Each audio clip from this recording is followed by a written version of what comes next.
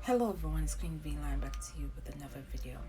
This video pertains to the controversial anti-LGBTQIA plus bills that has passed in Uganda as well as the United States. Before I get into the controversy, I would like to extend a happy, continuous Pride Month. Persons within the LGBTQIA plus community, thank you for your continuous contributions in all areas of life. It is not easy being different, and you do it so proudly, without apologies and living in your truth. So coming from Queen V Lion, I'm extending a happy Pride Month and wishing you continuous success in your endeavors. So let us dive right in. On May 29th, 2023, Uganda's President Yoweri Museveni signed one of the world's harshest anti-LGBTQIA plus laws. Now, similar bills were passed in 2010 and 2014, but they were either delayed due to pressure from international entities and overruled by the courts on technical legal constitution. Now, Uganda, alongside Somalia, Nigeria, and Mauritania, carry the death penalty for persons who are a part of the LGBTQIA plus community. Within the 2023 Anti-Homosexuality Act in Uganda, sections include the offense of homosexuality between persons of the same sex is punishable by life for imprisonment without the possibility of parole.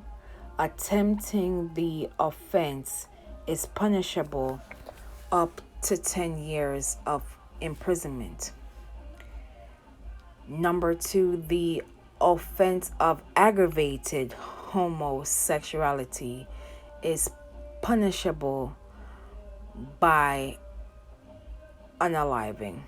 Attempting this offense is punishable up to 14 years of imprisonment. The bill also criminalizes promotion of homosexuality up to 20 years of imprisonment.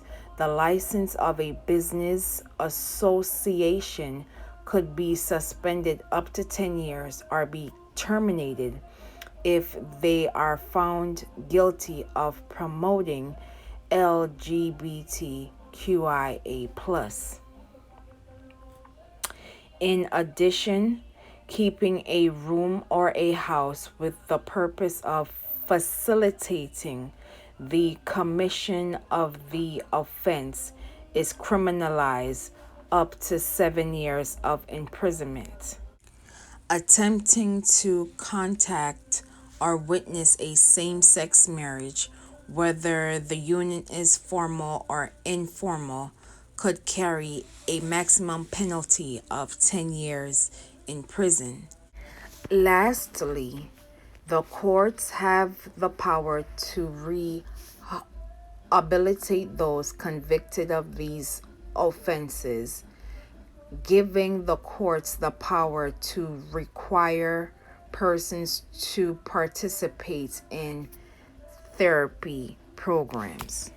We've heard similar rhetoric right here in the USA by conservative and religious groups So it came as no surprise.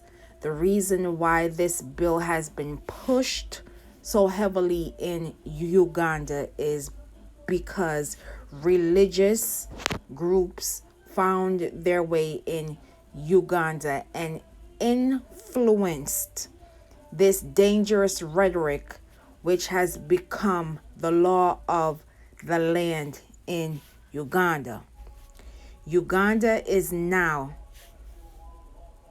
among 30 plus African countries which have harsh LGBTQIA plus laws on the continent. They include Libya, Gambia, Sudan, South Sudan, Zimbabwe, Namibia, Malawi, Kenya, to name a few. As it pertains to Kenya, last year, 25-year-old Sheila Lumumba was in her home when a group of men broke into her home, harmed her, and days later, her body was recovered. It should be noted that Sheila Lumumba is a part of the LGBTQIA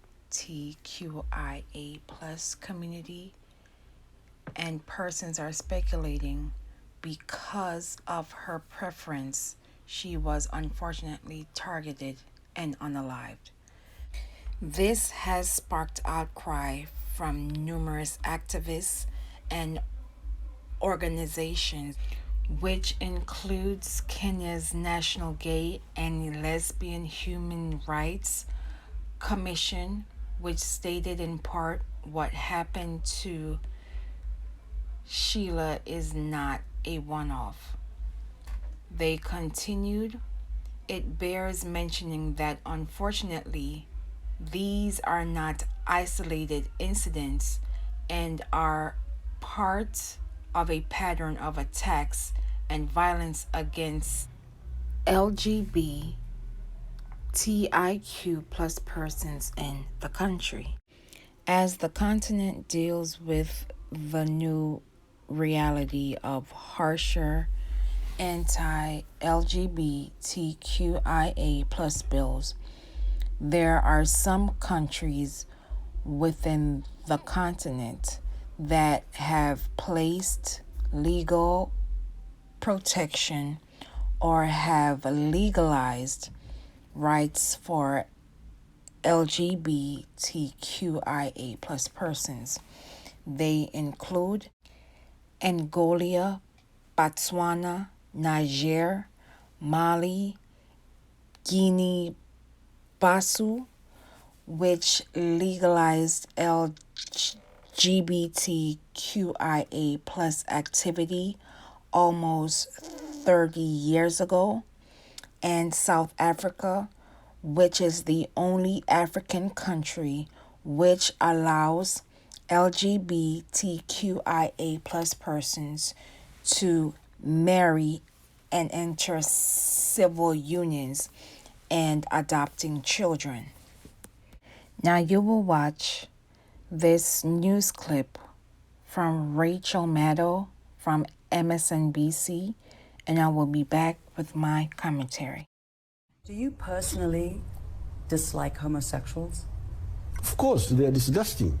What sort of people are they? That was the president of Uganda in 2014. That was the day after he signed into law a really radical piece of legislation. It was referred to worldwide as the Kill the Gays bill, because the original version of that law called just for that, called for executing people for the grave crime of being gay.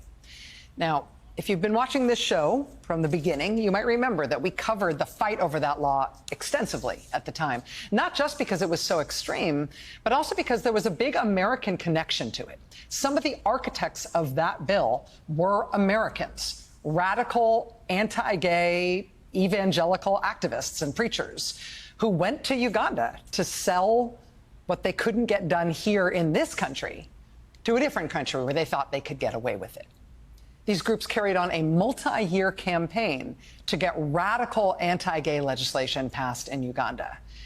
And they succeeded. In 2014, the Kill the Gays law was signed into law in Uganda. And what happened next was interesting. It was not just the expected legal challenges within that country.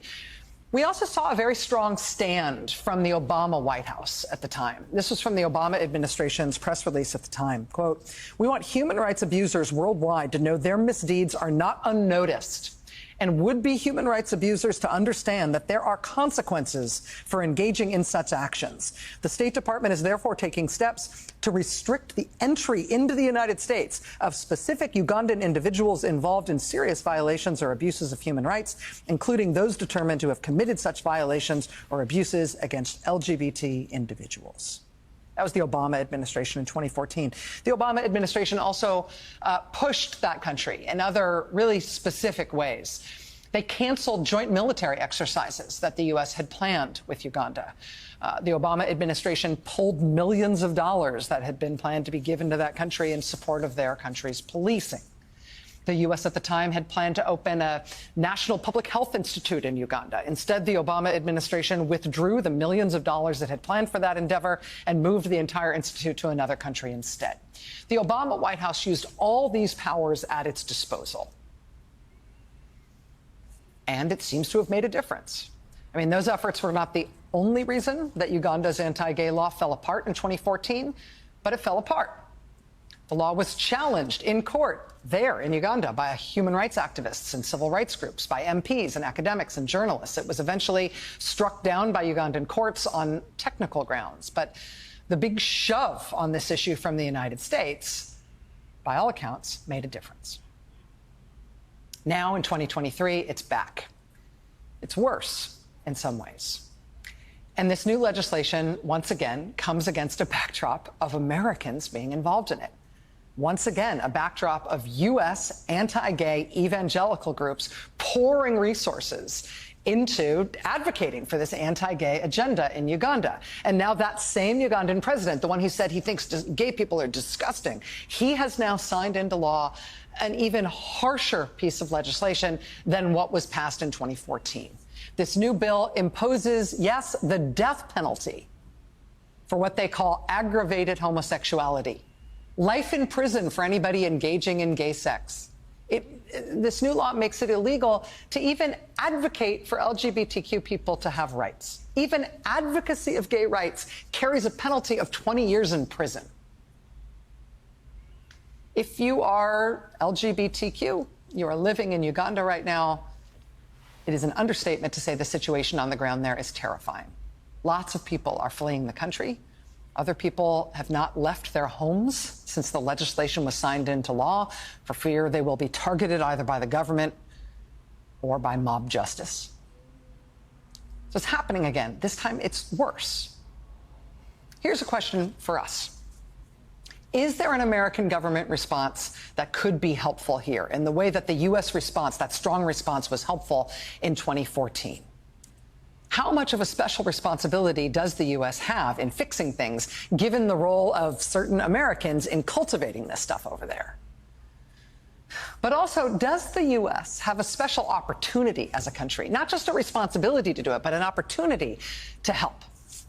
Given that we've done it before. I mean, so far the Biden administration has talked about measures, is considering measures that very much track exactly with what the Obama White House did the last time around when this was in the headlines in 2013 and 2014. The question is whether or not 10 years down the road that's enough. Whether the U.S. could be doing something else or pushing even more aggressively. Because the Ugandan government obviously knew what to expect from us. They saw it 10 years ago. They went ahead and did it anyway this time, in full anticipation of what we would do. So can the U.S. response be amped up to account for that? For how much more danger people are at, particularly since we are part of the problem for how we got into this mess in the first place. These forms of anti-LGBTQIA+ laws did not come out of thin air. They came from the guardians of Putin, religious groups, who are homegrown in the US of A. And they have used their money, influence, and other resources to carrying these dangerous rhetoric overseas, which has now impacted millions of people on a continent. Now, these same persons are pushing dangerous laws right here in the US of A. Approximately 520 anti-LGBTQIA bills have been introduced within the state legislative branch. Again, approximately 520 plus anti-LGBTQIA bills have been introduced within the state legislative branch, with a record of 70 anti-LGBTQIA plus laws that have been enacted within 2023.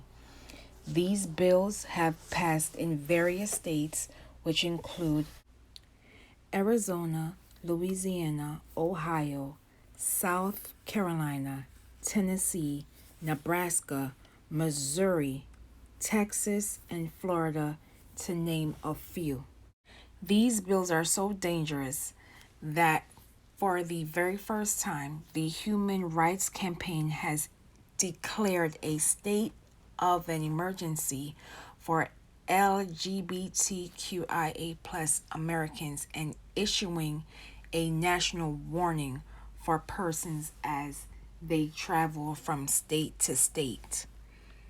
Once again, when persons state that it's just talk, these type of rhetorics and anti-laws are causing real harm to persons.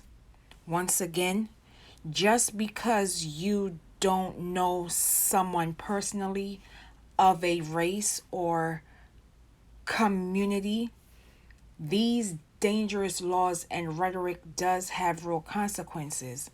As we have seen time and time again, those 16% of Americans identify as transgender, 79% of Black transgender persons are losing their lives. In addition, we've seen targeted attacks which ended in massacres of LGBTQIA plus persons in clubs from Colorado to Florida. If we as the people do not confront this minority of hate, bigotry, white supremacy, using religion as a shield, and weaponizing the law to your will because you don't like how someone is living in their truth, their culture, their identity, etc., etc. I will leave you with this brief quote from the Bible. Thou shalt love the Lord thy God with all thy heart and with all thy soul and with all thy mind. This is the first and great commandment. And the second is like unto it. Thou shalt love thy neighbor as thyself. This type of dangerous rhetoric is spewing of hate and not of love. How can persons who claim of God and of love spewing, going around the country and other countries by having this type of hatred for others? We all have one life to live, and it's no one's business how someone lives their life behind closed doors.